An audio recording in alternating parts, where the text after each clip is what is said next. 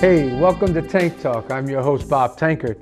And this evening's guests are members of the Vineyard Youth Tennis. We have Scott Smith, who is the executive director, and we have Michael Haliski. Yeah. Okay, Haliski, that's a tough name. And he's the head professional instructor for the Vineyard Youth Tennis. Guys, welcome aboard. Good to be here.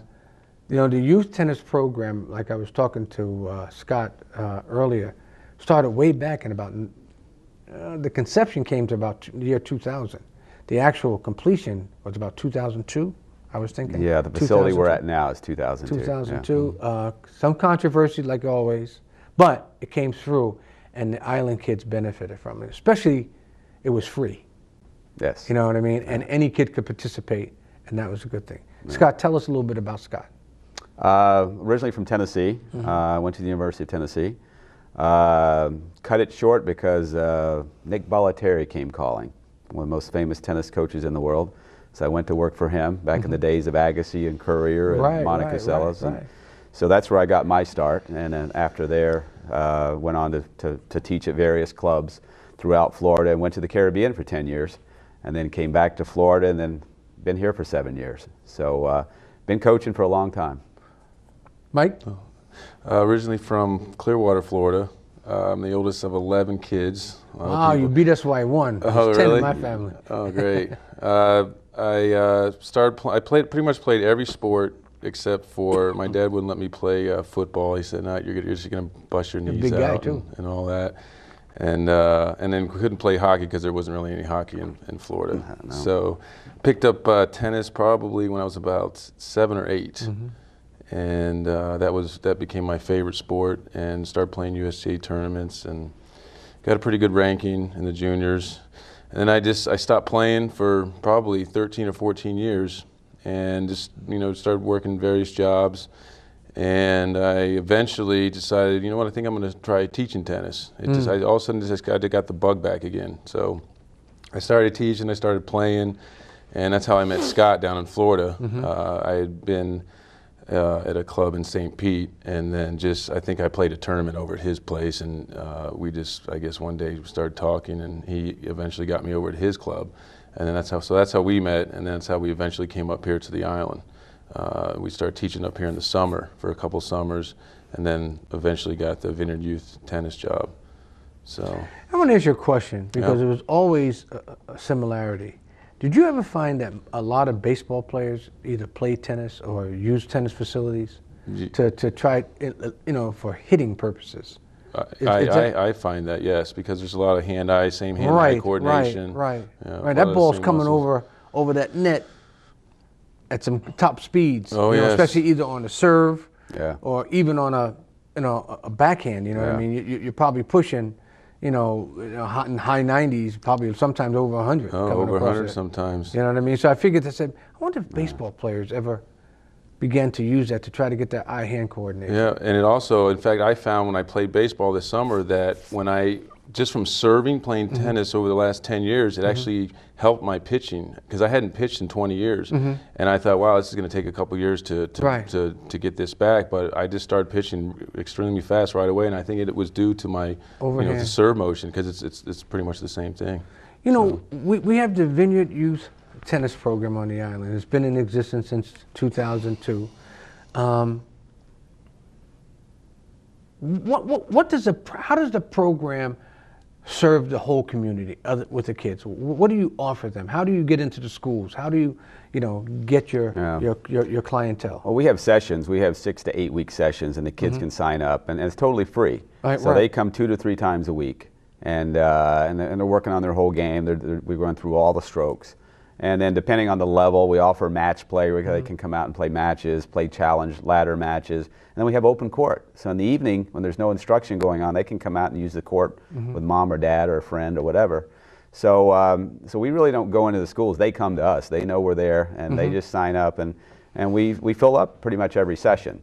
So hopefully. And this is year-round, right? This is year-round. Now in the summer, it's a little different because we do take some summer folks. But they only come in if there's spots available. So our kids get first priority.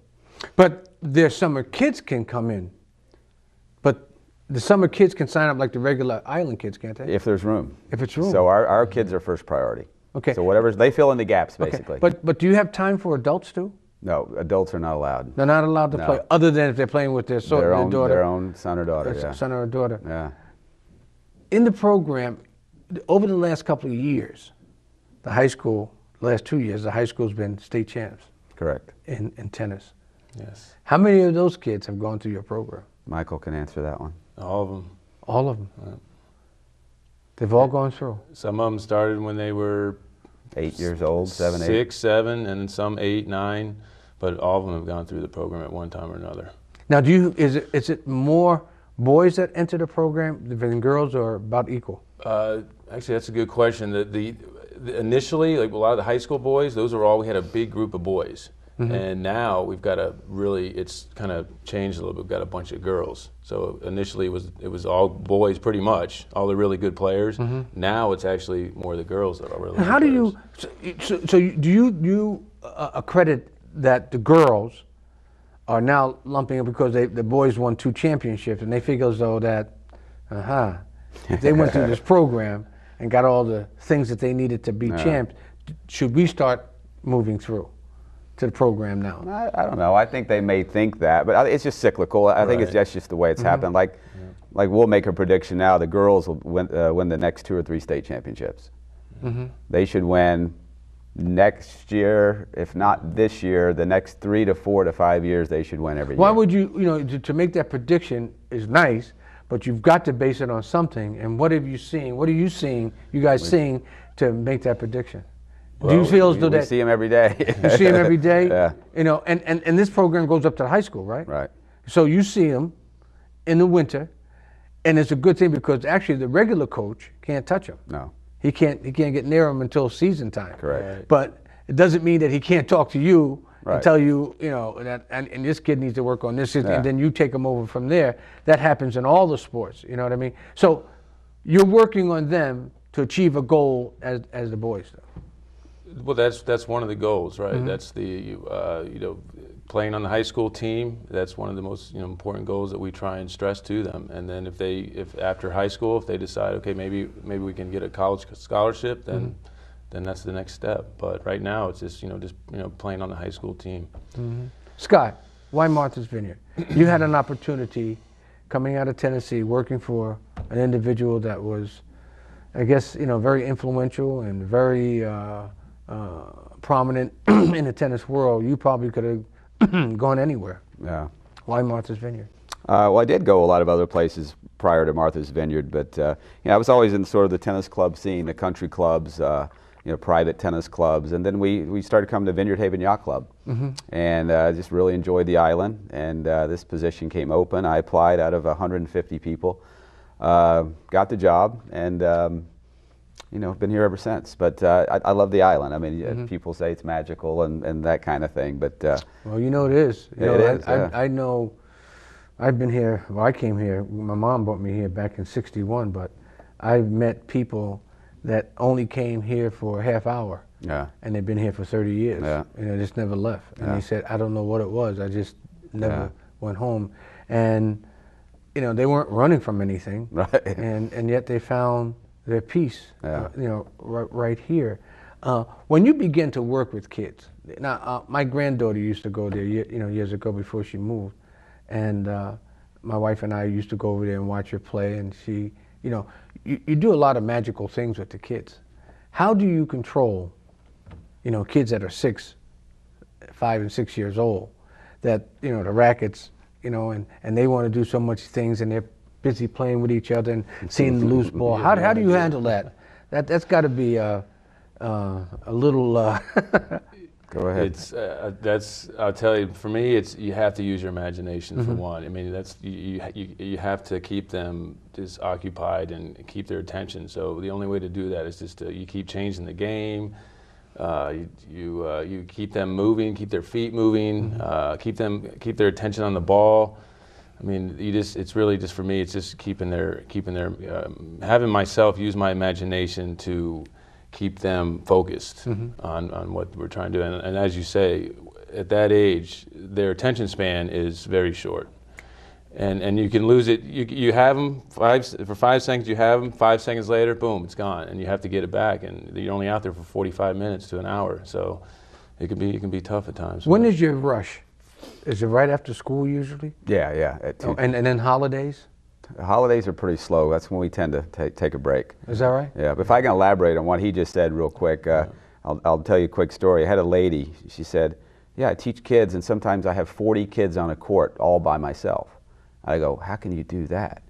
And she says, "I don't know." And I go, "What was your background before that?" She said, "I was in theater."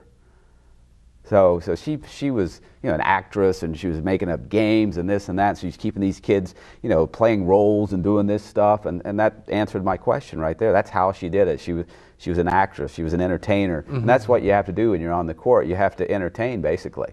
You can't speak in a monotone voice. You have to always, I do magic tricks, I do juggling, whatever it takes to keep the kids, entertained, basically, and that's how you do it. But what's your expectation? When do you feel that a kid is really serious now, that they're ready, serious to settle in to the it's a strenuous thing, you know what I mean, of tennis, you know what I mean? They got to get disciplined. Yeah. Tennis is not a sport where you can just be cavalier about it, you know what I mean? If you want to be a decent tennis player, it's like baseball, you know what I mean? I remember playing tennis one time with a guy, hit that ball back so far, so fast, I said, oh my goodness, if it hit me, it probably killed me, you know what I mean? And you begin to look at that, and that guy is not that far away on the other side of the net, and you got to be ready to not just hit the ball, but hit it back and play. That's the hardest thing. When do you find, or how old do you find kids that are at a point where they're ready to hit the ball back into play? Consistently, right? Consistently. 10, 11, 12, right, about that age. But again, that varies. It depends on the level of the student. What's your population of kids that stay with the program, or kids that say, well, now I'm old enough to tell mom and dad I don't want to come anymore? It's tricky. I mean, it's when they get a little older, the high school, we have a hard time keeping those guys because there's so many, they start driving, part-time jobs, things like that. It's difficult. But going back to that age thing, we identify the kids. So if we have an 8 or 9 or 10-year-old, we talk to their parents, we talk to the kids, and we have certain groups that we put them in. So we have a thing called Future Stars, and we have our tournament team. And so they're sort of separate from the rest of the program. They don't have to sign up. They get certain perks and privileges. But we identify those kids based on their athletic ability, their parental support, the desire. So we can sort of tell if the kid loves the sport or if they're just coming out there because the parents want them to come out. So and that's how those high school kids that won the state championship, we identified them 7 years ago. We said, all right, you guys are all going to stick together, and you're going to be out here 4 or 5 times a week, whatever, and then the rest is history. Of the high school team, of the kids that were on the team that may have graduated last year, okay, how many of those kids, say from last year's team and this year's team, could actually go on to play competitive tennis in college, or could get a college scholarship? Maybe Division III. I mean, not Division right. One. Be Division III. I'd say 3, maybe 3. Now, what would I know in football, even in baseball, is different, because you can get a kid that leaves a school like ours in baseball, and baseball, even though it's a team sport, it's still individual. Right. It's the individual ability to either field the ball at shortstop, hit the long ball, hit consistently, hit an 85-mile-an-hour fastball to a 90-mile-an-hour fastball. In tennis, it's got to be almost the same thing. How is the person reacting to that tennis ball coming over at 95 miles an hour? How often can they put that ball in play over, as a serve at 95 miles an hour or whatnot? So how does that distinguish between a kid coming out of the Martha's Vineyard Regional High School, or a kid that's coming out of say a Division I high school at the same age? Right. Probably the island kids are probably getting a little bit more from you, Mike, and you, Scott, personal attention than the kid that's coming out of a Division I school in some cases, high school. What makes them go to be able to be drafted into a Division I college to play tennis versus our kid having to go to Division III or Division II? Talent-wise. I mean, you have, it's talent and also the hours you put in. I mean, we give them a lot of extra attention, but if you were to compare a tennis player that grows up in Florida his whole life and one that grows up here on the island, it's vastly different when it comes to the hours put on the court, because in Florida, you're on the court probably twice as much. And you're here, it's, you know, and you have in the winter, we have the bubble, but they're not out there 2, 3, 4 hours a day, 7 days a week. In Florida, they would be, that's how. So in other words, if you were in Florida, right, okay, the high school, or middle school, junior high school, because of the weather conditions, a kid could go out after school, right, and get at least 2 hours in before they start. 3 to 4 every hours. day. Yeah, every day. Okay, and then all weekends. Right. And still play competitive tennis. We're here up in the Northeast, unless you have a private facility like yours, you know, where it's covered and everything else, that's not readily happening, you know what I mean? And then they have to be transported to the facility that they're playing. And now if they're in, say, around the city areas, where the courts are not maintained at all, it's cold outside, they don't have a lot of indoor facilities, that kid doesn't have the same advantage. It's like baseball in a sense. Well, you got to remember too where we are. That's the number one thing. We force our kids to go play tournaments. They have a certain requirement, but they have to get off the island to go play a tournament. So you have the financial aspect, you know, the time, you know, it takes. You're gone the whole weekend. You know, in Florida, kids play tournaments every weekend. Here, if a kid was to play a tournament every weekend, just the cost alone would be prohibitive. That's $800 a month you'll probably be spending. With ferry and gas and hotels. So that's why we're so proud of what we've done, because we've done it on such a limited basis. There are a few hours a week, plus, you know. How often does your high school kids come to see you guys? They come twice a week. Well, three they have the option Tuesday, Thursday, and Friday for an hour. Just 3. Yeah. So that's the thing, because we have so many kids and only 2 courts during the winter that we have to just, it's like a factory. They just come in and out, in and out. Let me ask you a question. You know, they're running into a situation at the rink where in the cities, the rinks are, you know, for guys like your age, our age, we get rink time at 12 o'clock at night, 11, 12 o'clock at night. If you want to ice skate, you play skate. Well, if you got a men's group, you're going to have to play 11, 12 o'clock. My son-in-law plays hockey with a men's league, and they go, you know, anything from 10 to 12, 1 o'clock in the morning. They play. That's the ice time they get because it's so important and so valuable, and it's hard to get. Would it be that if kids here, at least your senior kids, like your high school kids, if they wanted more playing time, could they get nighttime time? No. They can, an hour or 2 here and there, but you're dealing with homework issues. I mean, you're dealing with dinner, and it's tough. And we close at 8:30. So. And you're busy right up to the time. Pretty much, So it's limited. So that brings us to a point of expansion, which hopefully in the next few years we're. Do you have room to expand? We do have room, To put a couple of more courts? Yeah. So that's our plan. Do you take, does the bubble, I can't remember or not, because even though I go by there, I don't, you know, it's so well hidden. It is, You know, so that, you know, especially over the last 10 years, the foliage has really grown. So you really don't even see it now. Is the courts, is it covered in the summer? No. It's not covered in the summer. Bubble comes down in May. Comes down in May. Then we have 4 courts. And you have 4. So would you extend 2 more courts or 4 more courts? 4 more. 4 more. 2 more covered. So that way in the winter months we'd have 4 courts. So we could double our capacity. Get more court time, do more programs, a lot more things we can do. Where do you want to take it? Where do you want to take, you know, the program from its conception back in 2002, I would say, started, you know, small program, people were excited.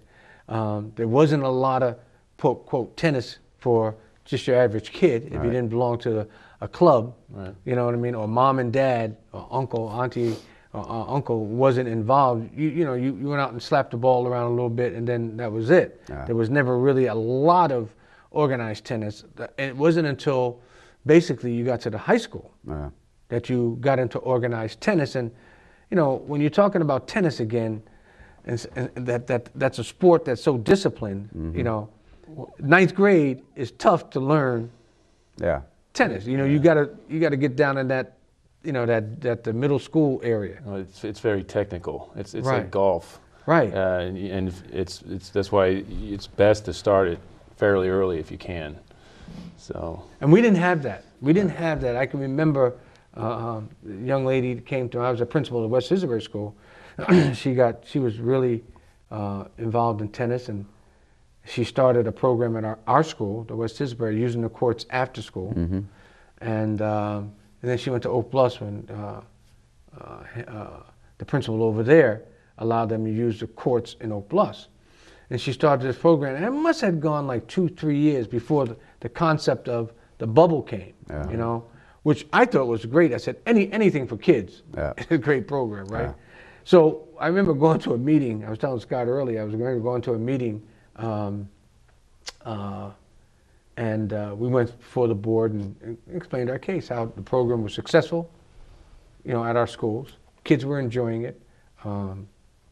And I think maybe she would have had, on any given day, probably 10, 15 kids. Right. And they were mostly the kids, I'd say, in grades 3, 4, and 5. Yeah. It was in that area that she was working with at the time.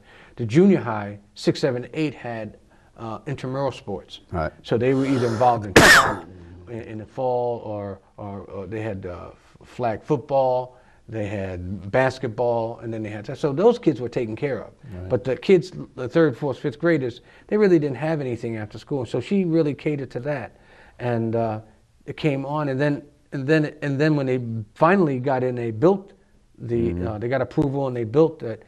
Kids started going, but it still wasn't. It was coming. It was a coming program. It wasn't big because, like I said, parents had to bring the kids, or grandma had to bring the kids after school. But when my granddaughter started, and she was in the 3rd and 4th grade, she might have even been in the 2nd grade, 3rd or 2nd grade. There were kids that came. Yeah. And I said, man, look at all these kids here. Running around and like that was only one shift. So she was at a certain hour shift, and then another the next shift kept came. rolling around all day long. I mean? So, and you get them from all over the island. Yeah. Right? Yeah. How has the program changed from then until now? Go ahead, Michael. Well, I'd say the number one thing is just more children. I mean, when the program first started, there was probably 20 children total, and there are times where we've had it, up to 300, sometimes over 300 in the summer. Wow. Yeah. How do you handle 300 kids? How many people you have to add to your staff? With patience. Oh. You have to add staff. A lot of summer college kids help out. Right. Yeah. I mean, even now in the winter, our most popular, and this is a good thing, our most popular age right now are 1st and 2nd graders. And on Tuesday and Friday, we'll have over 20 of those kids in the bubble on 2 courts. We have 4 different pros. Mini court. We have mini courts broken up. Well, mini courts, because they use the smaller net and the bigger ball. And if you're not used to being in there and you go in there, it can be pretty chaotic with the noise level. So it takes a while to get used to. But they're loving the tennis. I tell you what else too is, as far as what we brought to the table, I mean, because we're both fairly competitive. So I think, the mission statement was always... That's an understatement. The mission statement is always to get a racket in every kid's hand on the island. And we do that, but again, once you identify these kids that are athletic, that can play, and that have a love for the game, then we separate it, and it's time for them to start getting serious. Right. And again, that's why we have these better kids. If years ago, they would still be stuck in a group of kids who can barely hit a ball, and they're more athletic, and so they're not going to progress as fast. But so we get them out of that group and say, all right, now it's time to start. When does that take place? You're talking about 1st and 2nd graders, and then all of a sudden, as an ex-coach, you can read body types. Oh, yeah. You can read if a kid has the dexterity to move on. You know what I mean? And you say, well, I want to see what he does at a certain level. Now I'm assuming that you say, okay, this level, then how do they act at this level, and who falls off at this level, then who falls off at this level. I'm assuming that you're watching certain kids that are repetitive, that come all the time. Right. You're probably watching them and seeing how are they managing each level of the game going up the hill, Yeah. right? And then you start pulling them. That means you tell Exactly. mom and dad, I want Johnny or Sally to come Exactly. at this time because I think they have the skill. That's it. How do you motivate them? How do you keep them motivated? How, because sometimes kids say, this is, I don't know what I'm doing, but I can remember as a coach myself going up and saying, you got it going on. Yeah. And then they'll look at me, like, what are you talking about? I said, no, you got something. You got something. And they'll look at you and they'll go back and say, Ma, Coach Tanker said I got something.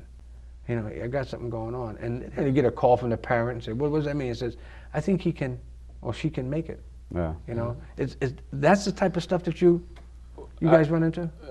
Yes, and I've always said to be a good tennis pro, it's an art. I mean, it is.